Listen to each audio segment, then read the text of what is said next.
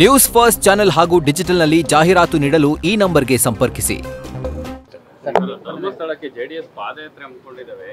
SIT ತನಿಖೆ ನಡೀತಿದ್ರು ಹೋರಾಟ ಯಾಕೆ ಅದನ್ನೇ ಡಿಸ್ಟರ್ಬ್ ಮಾಡಬೇಕು ಅಂತ ಏನು ನೋಡಿ, ಪ್ರತಿಪಕ್ಷದವರಿಗೆ ಬರೀ ನಾಟಕ ಮಾಡುವಂಥದ್ದು, ಸುಳ್ಳು ಹೇಳುವಂಥದ್ದು, ಯಾವುದೂ ವಿಷಯ ಇಲ್ಲದೆ ಇವತ್ತು ಜನರಿಗೆ ದಾರಿ ತಪ್ಪಿಸುವಂಥ ಒಂದು ಕೆಲಸ ಮಾಡುವಂಥದ್ದು, ಜಾತಿಗಳಲ್ಲಿ ಧರ್ಮಗಳಲ್ಲಿ ಒಡೆದಾಳುವ ನೀತಿಯನ್ನು ಅನುಸರಿಸಿ ಭಾವನಾತ್ಮಕ ವಿಷಯಗಳನ್ನು ಕೆರಳಿಸಿ ಸಮಾಜವನ್ನು ಒಡೆಯುವಂಥ ಕೆಲಸ ಇವತ್ತು ಪ್ರತಿಪಕ್ಷದವರು ಮಾಡ್ತಾ ಇರ್ತಕ್ಕಂಥದ್ದು ಅಕ್ಷಮ್ಯ.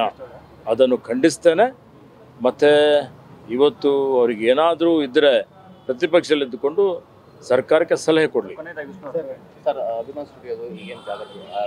ಅಭಿಮಾನ್ ಸ್ಟುಡಿಯೋ ಬಗ್ಗೆ ಹೇಳಬೇಕು ಅಂತ ಹೇಳಿದರೆ, ಅವ್ರಿಗೆ ಏನು ಭೂಮಿ ಹಂಚಿಕೆ ಆಗಿತ್ತು, ಅವರಿಗೆ ಮಾರಾಟ ಮಾಡಲಿಕ್ಕೆ ಪರವಾನಗಿ ಕೊಟ್ಟಿತ್ತು, ಉಲ್ಲಂಘನೆ ಮಾಡಿದ್ದಾರೆ.